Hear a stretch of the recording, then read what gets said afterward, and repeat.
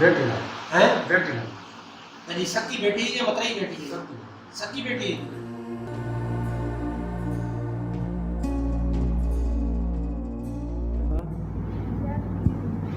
जाती कितनी है?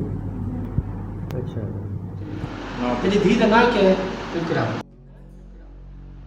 ये दिल खराश वाक़या है पंजाब के शहर मुजफ्फरगढ़ का, जहां इंसानियत का जनाजा निकल गया। इस वीडियो में देखा जा सकता है कि एक बाप अपनी सगी बेटी के साथ जिनसी ज्यादती करने का एतराफ कर रहा है। ताहम अब ये जिनसी दरिंदा पुलिस हिरासत में है।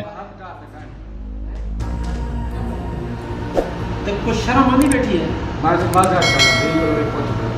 अगर माफ कर दे तो गाली मत ना करे अगर मैं क्या अपने दिल को कुछ माफी का हक? पुलिस के मुताबिक मुतासरा लड़की ने इल्जाम लगाया कि वालिद कई मरतबा ज्यादती का निशाना बना चुका है। लड़की की मेडिकल रिपोर्ट में भी इससे ज्यादती की तस्दीक हुई है। पुलिस ने मुलजिम को गिरफ्तार करके इसके खिलाफ मुकदमा दर्ज कर